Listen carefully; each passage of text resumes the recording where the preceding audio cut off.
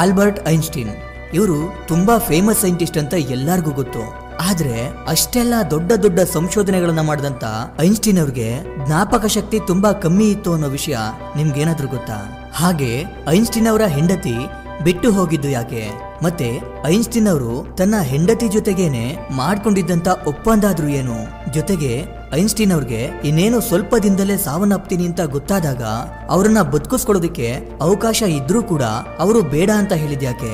ಅಷ್ಟಕ್ಕೂ ಐನ್ಸ್ಟೀನ್ ಅವರು ಹೇಗೆ ಸಾವನ್ನಪ್ಪಿದ್ರು? ಅವರು ಸಾವನ್ನಪ್ಪಿದ್ಮೇಲೆ ಅವರ ಮೆದುಳನ್ನ ಕದ್ದಿದ್ದು ಯಾಕೆ? ನಂತರ ಅವರ ಮೆದುಳನ್ನ ಏನ್ ಮಾಡಿದ್ರು? ಈ ರೀತಿ ಐನ್ಸ್ಟೀನ್ ಅವರ ರೋಚಕವಾದಂತ ವಿಷಯಗಳನ್ನ ಇವತ್ತು ನಿಮ್ ಜೊತೆ ಹಂಚ್ಕೊಳ್ತಿದ್ದೀನಿ. ಐನ್ಸ್ಟೀನ್ 1879ರಲ್ಲಿ ಜರ್ಮನಿಯ ಒಂದು ಯಹೂದಿ ಕುಟುಂಬದಲ್ಲಿ ಹುಡ್ತಾರೆ. ಅವರ ತಂದೆ ಇಂಜಿನಿಯರ್ ಆಗಿ ಕೆಲಸ ಮಾಡ್ತಿದ್ರು.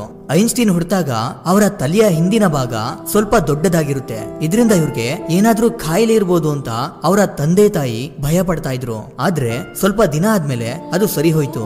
ಹೀಗೆ ಐನ್ಸ್ಟೀನ್ಗೆ 3 ವರ್ಷ ಆಗೋವರೆಗೂ ಮಾತೆ ಸರಿಯಾಗಿ ಬರ್ತಿರ್ಲಿಲ್ಲ.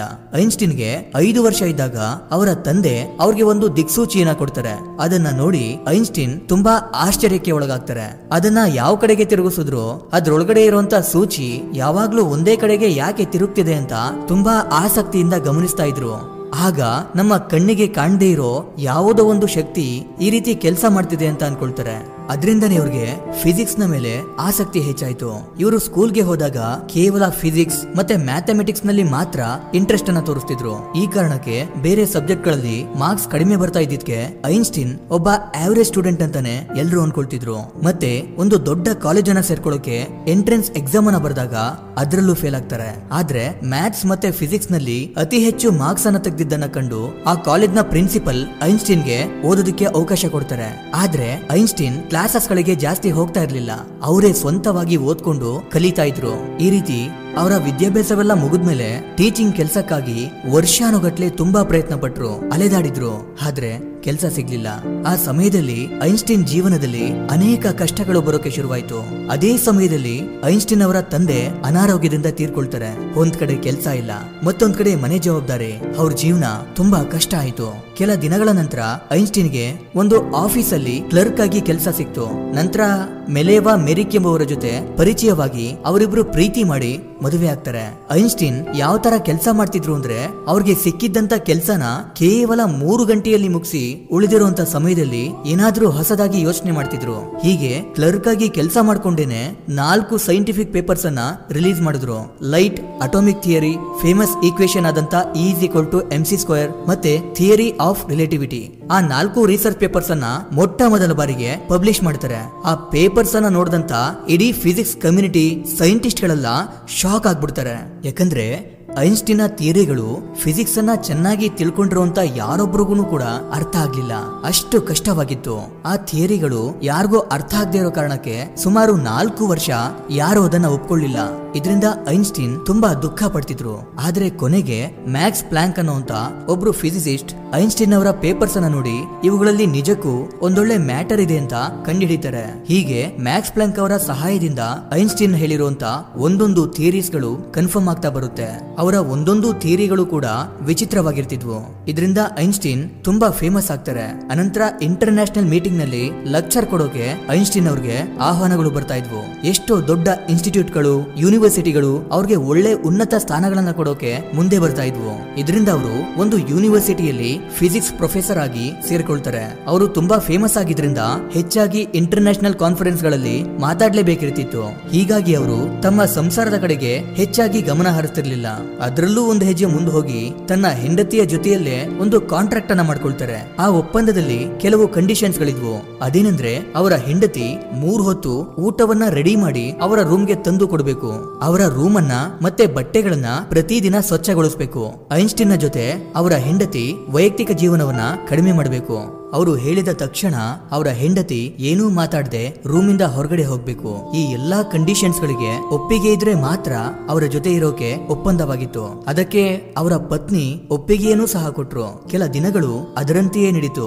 ಆದ್ರೆ ಇದೇ ರೀತಿ ಎಷ್ಟು ದಿನ ಅಂತ ಇರೋಕಾಗುತ್ತೆ? ಗಂಡ ಹೆಂಡತಿ ನಡುವೆ ಜಗಳಗಳು ಶುರುವಾಯ್ತು. ಅದರಿಂದ ಅವರಿಬ್ರು 1919ರಲ್ಲಿ ವಿಚ್ಛೇದನವನ್ನ ಪಡ್ಕೊಂಡು ಬೇರೆಯಾದ್ರು. ಅದೇ ಸಮಯದಲ್ಲಿ ನನಗೆ ಮುಂದಿನ ದಿನಗಳಲ್ಲಿ ನೊಬೆಲ್ ಪ್ರೈಸ್ ಬರುತ್ತೆ, ಅದರಿಂದ ಬರುವಂತ ಎಲ್ಲಾ ಹಣವನ್ನ ತನ್ನ ಹೆಂಡತಿಗೆನೆ ಕೊಡ್ತೀನಿ ಅಂತ ಐನ್ಸ್ಟೀನ್ ಅವರು ಹೇಳ್ತಾರೆ. ಅಂದ್ರೆ ಮುಂದೆ ನನಗೆ ನೊಬೆಲ್ ಪ್ರೈಸ್ ಸಿಕ್ಕೇ ಸಿಗುತ್ತೆ ಅಂತ ಎಷ್ಟು ನಂಬಿಕೆಯಲ್ಲಿದ್ರು ಅಂತ ನೀವೇ ಅರ್ಥ ಮಾಡ್ಕೊಳ್ಳಿ. ಅದಕ್ಕೆ ಅವರ ಪತ್ನಿ ಕೂಡ ಒಪ್ಕೊಳ್ತಾರೆ. ಹೀಗೆ ಪತ್ನಿಯಿಂದ ವಿಚ್ಛೇದನವನ್ನ ಪಡ್ಕೊಂಡಂತ ಅದೇ ವರ್ಷದಲ್ಲಿ ತನ್ನ ದೂರದ ಸಂಬಂಧಿ ಮತ್ತೆ ಗೆಳತಿಯಾದಂತ ಎಲ್ಸಾ ಎಂಬುವರನ್ನ ಐನ್ಸ್ಟೀನ್ ಮದುವೆ ಆಗ್ತಾರೆ. ಅನಂತರ ಕೂಡ ಅದೆಷ್ಟೋ ಸೈಂಟಿಫಿಕ್ ಥಿಯರೀಸ್ ಗಳನ್ನ ಪ್ರೊಡ್ಯೂಸ್ ಮಾಡ್ತಾರೆ. ಐನ್ಸ್ಟೀನ್ ಅವರು ಅಂದುಕೊಂಡ ಹಾಗೇನೆ ಅವ್ರಿಗೆ ನೊಬೆಲ್ ಪ್ರೈಸ್ ಸಿಗುತ್ತೆ. ಆದ್ರೆ ಅದು ಫೇಮಸ್ ಆದಂತ E=mc² ಗಲ್ಲ, ಬದಲಾಗಿ ಅವರ ದಿ ಫೋಟೋ ಎಲೆಕ್ಟ್ರಿಕ್ ಎಫೆಕ್ಟ್ ಗೆ ನೊಬೆಲ್ ಬಹುಮಾನ ಸಿಗುತ್ತೆ. ಕೊಟ್ಟ ಮಾತಿನಂತೆ ಐನ್ಸ್ಟೀನ್ ನೊಬೆಲ್ ಪ್ರೈಸ್ ನಿಂದ ಬಂದಂತ ಹಣವನ್ನೆಲ್ಲ ತನ್ನ ಮೊದಲ ಹೆಂಡತಿಗೆನೆ ಕೊಡ್ತಾರೆ. ನಂತರ 1930ರ ಕಾಲದಲ್ಲಿ ಐನ್ಸ್ಟೀನ್ ಅವರು ಜರ್ಮನಿಯಲ್ಲಿದ್ದಾಗ ಹಿಟ್ಲರ್ ಅಧಿಕಾರಕ್ಕೆ ಬರ್ತಾನೆ. ಹಿಟ್ಲರ್ಗೆ ಯಹೂದಿಗಳಂದ್ರೆ ಮೊದಲೇ ಇಷ್ಟ ಇರಲಿಲ್ಲ. ಅದೆಷ್ಟೋ ಲಕ್ಷಾಂತರ ಯಹೂದಿಗಳನ್ನ ಹಿಟ್ಲರ್ ಸಾಯಿಸ್ಬಿಟ್ಟಿದ್ದ. ಐನ್ಸ್ಟೀನ್ ಕೂಡ ಯಹೂದಿಯಾಗಿದ್ರಿಂದ ಅವರನ್ನ ಸಹ ಸಾಯಿಸ್ಬಿಡೋಕೆ ಎಷ್ಟೋ ಪ್ರಯತ್ನಗಳು ನಡೆದವು. ಐನ್ಸ್ಟೀನ್ ಅವರನ್ನ ಹಿಡಿದು ಕೊಟ್ರೆ $5,000 ಅನ್ನ ಬಹುಮಾನವಾಗಿ ಕೊಡೋದಾಗಿ ಹಿಟ್ಲರ್ ಘೋಷಣೆ ಮಾಡ್ತಾನೆ. ಅಷ್ಟೇ ಅಲ್ಲ, ಐನ್ಸ್ಟೀನ್ ಗೆ ಸಂಬಂಧಪಟ್ಟಂತ ಅದೆಷ್ಟೋ ಪುಸ್ತಕಗಳನ್ನ ಅವರು ಸುಟ್ಟು ಹಾಕಿದ್ರು. ಇದರಿಂದ ಐನ್ಸ್ಟೀನ್ ಜರ್ಮನಿಯನ್ನ ಬಿಟ್ಟು ಅಮೆರಿಕಾಗೆ ಹೋಗಿ ಅಮೆರಿಕಾದ ಪೌರತ್ವನ ಪಡ್ಕೊಂಡ್ರು. ಅನಂತರ ಅವರ ಜೀವನವನ್ನೆಲ್ಲ ಅಮೆರಿಕಾದಲ್ಲೇ ಕಳೀತಾರೆ. ಇದೊಂಥರ ಆದ್ರೆ ಇಷ್ಟೆಲ್ಲಾ ಸಂಶೋಧನೆಗಳನ್ನ ಮಾಡಿದಂತ ಐನ್ಸ್ಟೀನ್ ಅವ್ರಿಗೆ ಜ್ಞಾಪಕ ಶಕ್ತಿ ತುಂಬಾ ಕಡಿಮೆ ಇತ್ತು. ಇವರಿಗೆ ಮುಖ್ಯವಾದಂತ ಹೆಸರುಗಳು, ದಿನಾಂಕಗಳು ನೆನಪಿರ್ತಾ ಇರ್ಲಿಲ್ಲ. ಎಷ್ಟೋ ವಿಷಯಗಳನ್ನ ಮರ್ತೇ ಹೋಗ್ತಿದ್ರು. ಹಾಗೆ ಐನ್ಸ್ಟೀನ್ ಅವ್ರಿಗೆ ಒಂದೊಳ್ಳೆ ಮನ್ಸು ಕೂಡ ಇತ್ತು. ಅವ್ರ ಹತ್ರ ಯಾರಾದ್ರೂ ಆಟೋಗ್ರಾಫ್ ಗಳನ್ನ ತಗೊಳ್ಳೋದಿಕ್ ಬಂದ್ರೆ ಅಂತವರಿಂದ $1 ಅನ್ನ ಇಸ್ಕೊಳ್ತಾ ಇದ್ರು. ಮತ್ತೆ ಎಲ್ಲಾದ್ರೂ ಸ್ಪೀಚ್ ಅನ್ನ ಕೊಟ್ರೆ $1,000 ಅನ್ನ ಪಡ್ಕೊಳ್ತಾ ಇದ್ರು. ಈ ರೀತಿ ಕಲೆಕ್ಟ್ ಮಾಡಿದಂತ ಆ ಎಲ್ಲಾ ಹಣವನ್ನ ದಾನವಾಗಿ ಚಾರಿಟೀಸ್ ಗಳಿಗೆ ಕೊಡ್ತಾ ಇದ್ರು. ಹೀಗೆ ಸುಮಾರು 300ಕ್ಕಿಂತಲೂ ಹೆಚ್ಚು ಸೈಂಟಿಫಿಕ್ ಪೇಪರ್ಸ್ ಅನ್ನ ಅವರ ಜೀವನ ಕಾಲದಲ್ಲಿ ಪಬ್ಲಿಷ್ ಮಾಡಿದ್ದಾರೆ. ಯಾವಾಗಲೂ ನೂರಾರು ವರ್ಷಗಳ ಹಿಂದೆಯೇ ಅವರು ಹೇಳಿರುವಂತ ಥಿಯರೀಸ್ ಗಳನ್ನ ಅರ್ಥ ಮಾಡ್ಕೊಂಡು ಅದೆಲ್ಲವೂ ನಿಜ ಅಂತ ಪ್ರೂವ್ ಮಾಡೋದಕ್ಕೆ ಇಂದಿಗೂ ಕೂಡ ವಿಜ್ಞಾನಿಗಳು ಪ್ರಯತ್ನ ಮಾಡ್ತಿದ್ದಾರೆ. ಅಷ್ಟೇ ಅಲ್ಲ, ಮನುಷ್ಯರ ಬುದ್ಧಿವಂತಿಕೆಯನ್ನ ಅಳತೆ ಮಾಡೋಕೆ ಉಪಯೋಗವಾಗುವಂತ IQ ಸ್ಕೋರ್ ಸಾಮಾನ್ಯ ಮನುಷ್ಯನಿಗೆ 90ರಿಂದ 110ರವರೆಗೆ ಇರುತ್ತೆ. ಆದ್ರೆ ಐನ್ಸ್ಟೀನ್ ಅವರ IQ ಸ್ಕೋರ್ ಬರೋಬ್ಬರಿ 160ಕ್ಕಿಂತ ಹೆಚ್ಚಾಗಿತ್ತು. ಅನಂತರ ಇಸ್ರೇಲ್ ದೇಶದ ಮೊದಲ ಪ್ರೆಸಿಡೆಂಟ್ ಆದಂತ ವೈಸ್ಮ್ಯಾನ್ ಸಾವನ್ನಪ್ಪಿದ್ಮೇಲೆ ಆ ದೇಶಕ್ಕೆ ಪ್ರೆಸಿಡೆಂಟ್ ಆಗುವಂತ ಅವಕಾಶ ಐನ್ಸ್ಟೀನ್ಗೆ ಬರುತ್ತೆ. ಆದ್ರೆ ಅವರು ಆ ಹುದ್ದೆಯನ್ನ ರಿಜೆಕ್ಟ್ ಮಾಡಿದ್ರು. ಅವರು ಪ್ರತಿಪಾದಿಸಿರುವಂತ ಥಿಯರೀಸ್ ಗಳಿಂದಲೇ ನಾವಿವತ್ತು ಉಪಯೋಗಿಸ್ತಿರುವಂತ TV, GPS, remote control devices, lasers, DVD players ಇವೆಲ್ಲವೂ ಸಾಧ್ಯವಾಯಿತು. ಹೀಗಿರುವಾಗ ಏಪ್ರಿಲ್ 17, 1955ರಲ್ಲಿ ಐನ್ಸ್ಟೀನ್ಗೆ ಅಬ್ಡೋಮಿನಲ್ ಏರೋಟಿಕ್ ಎನ್ಯೂರಿಸಮ್ ಕಾರಣಕ್ಕೆ ಅಂದ್ರೆ ಹೊಟ್ಟೆಯ ಭಾಗದಲ್ಲಿ ರಕ್ತನಾಳ ಹೊಡೆದು ಹೋಗಿ ರಕ್ತ ಸೋರೋದು ಸ್ಟಾರ್ಟ್ ಆಯ್ತು. ಅದಕ್ಕೆ ಸರ್ಜರಿ ಮಾಡಿಸಿದ್ರೆ ಬದುಕ್ತಾರೆ ಅಂತ ಡಾಕ್ಟರ್ ಹೇಳಿದ್ರು. ಆದ್ರೆ ಐನ್ಸ್ಟೀನ್ ಅವರು ಆಪರೇಷನ್ ಮಾಡಿಸ್ಕೊಳ್ಳೋದಕ್ಕೆ ಒಪ್ಕೊಳ್ಳಿಲ್ಲ. ನಾನು ಯಾವಾಗ ಹೋಗ್ಬೇಕೋ ಆಗ ಸಾವನ್ನಪ್ತೀನಿ. ಈ ತರ ಆಪರೇಷನ್ ಮಾಡಿಸ್ಕೊಂಡು ಬದುಕೋದಕ್ಕೆ ನನ್ಗೆ ಇಷ್ಟ ಇಲ್ಲ. ನನ್ನ ಜೀವನದಲ್ಲಿ ನಾನು ಮಾಡ್ಬೇಕಿರೋದು ಮಾಡಿದೀನಿ. ಈಗ ನಾನು ಹೋಗೋ ಸಮಯ, ಅದಕ್ಕೆ ನಾನೀಗ ಅದನ್ನೇ ಮಾಡ್ತೀನಿ ಎಂದಿದ್ರು. ಅದರ ನಂತರ ಬೆಳಗ್ಗೆ ಅಂದ್ರೆ ಏಪ್ರಿಲ್ 18, 1955ರಲ್ಲಿ ಐನ್ಸ್ಟೀನ್ ಅವರು ಸಾವನ್ನಪ್ಪಿದ್ರು. ಈ ರೀತಿಯಾಗಿ ಐನ್ಸ್ಟೀನ್ ಅವರು ನಮ್ಮಿಂದ ದೂರವಾದ್ರು. ಅವರು ಸಾವನ್ನಪ್ಪುವಂತ ಕೊನೆ ಕ್ಷಣದಲ್ಲಿ ಜರ್ಮನಿ ಭಾಷೆಯಲ್ಲಿ ಏನೋ ಹೇಳಿದ್ರಂತೆ. ಆದ್ರೆ ಅವರ ಹತ್ರ ಇದ್ದಂತ ನರ್ಸ್ಗೆ ಜರ್ಮನಿ ಭಾಷೆ ಬರ್ದೇ ಇದ್ದಿದ್ರಿಂದ ಅವರು ಏನ್ ಹೇಳಿದ್ರು ಅಂತ ರಹಸ್ಯವಾಗಿನೇ ಉಳಿದೋಯ್ತು. ಹೀಗೆ ದುಃಖದಲ್ಲಿರುವಾಗ ಕೆಲ ದಿನಗಳ ನಂತರ ಮತ್ತೊಂದು ಸುದ್ದಿ ಹೊರಗಡೆ ಬರುತ್ತೆ. ಅದೇನಂದ್ರೆ ಐನ್ಸ್ಟೀನ್ ಅವರು ಸಾವನ್ನಪ್ಪಿದ್ಮೇಲೆ ಅವರ ದೇಹವನ್ನ ಪರೀಕ್ಷೆ ಮಾಡಿದಂತ ಥಾಮಸ್ ಅನ್ನೋಂತ ಒಬ್ಬ ಡಾಕ್ಟರ್ ಅಷ್ಟಕ್ಕೂ ಐನ್ಸ್ಟೀನ್ ಹೇಗೆ ಇಷ್ಟೆಲ್ಲ ತಲೆ ಓಡಿಸ್ತಿದ್ರು, ಅವರು ಹೇಗೆ ಇಷ್ಟೊಂದು ಸಂಶೋಧನೆಗಳನ್ನ ಮಾಡಿ ಎಲ್ಲವನ್ನೂ ಕಂಡುಹಿಡಿತಾ ಇದ್ರು ಅಂತ ತಿಳ್ಕೊಳ್ಳೋದಿಕ್ಕೆ ಯಾರಿಗೂ ಗೊತ್ತಾಗದ ಹಾಗೆ ಅವರ ಕುಟುಂಬದವರಿಂದನೂ ಪರ್ಮಿಷನ್ ತಗೊಳ್ದೆ ಐನ್ಸ್ಟೀನ್ ಅವರ ಮೆದುಳನ್ನ ತಲೆಯಿಂದ ತೆಗೆದು ಅದು ಹಾಳಾಗ್ದಂಗೆ ಕೆಮಿಕಲ್ ನಲ್ಲಿ ಇಟ್ರು. ಆದ್ರೆ ಕೆಲ ದಿನಗಳ ನಂತರ ಅವರ ಕುಟುಂಬದವರಿಂದ ಪರ್ಮಿಷನ್ ತಗೊಂಡು ಅವರ ಮೆದುಳಿನ ಮೇಲೆ ಸಂಶೋಧನೆ ಮಾಡೋಕೆ ಅವರ ಮೆದುಳನ್ನ 240 ಭಾಗಗಳಾಗಿ ಮಾಡಿ ಪ್ರಪಂಚದಾದ್ಯಂತ ಎಷ್ಟೋ ಡಾಕ್ಟರ್ಸ್ ಗಳಿಗೆ, ವಿಜ್ಞಾನಿಗಳಿಗೆ ಆ ಮೆದುಳಿನ ಭಾಗಗಳನ್ನ ಕಳಿಸಿಕೊಟ್ರು. ಅವರ ಮೆದುಳನ್ನ ಸಂಶೋಧನೆ ಮಾಡಿದ್ಮೇಲೆ ಗೊತ್ತಾಗಿದ್ದೇನೆಂದ್ರೆ ಐನ್ಸ್ಟೀನ್ ಅವರ ಮೆದುಳಿನಲ್ಲಿ ಪೆರಿಯೇಟಲ್ ಲೋಬ್ ಅನ್ನೋ ಒಂದು ಭಾಗ ಬೇರೆ ಮನುಷ್ಯರಿಗಿಂತ ಸುಮಾರು 15% ನಷ್ಟು ದೊಡ್ಡದಾಗಿದೆ ಅಂತ ಗೊತ್ತಾಗುತ್ತೆ.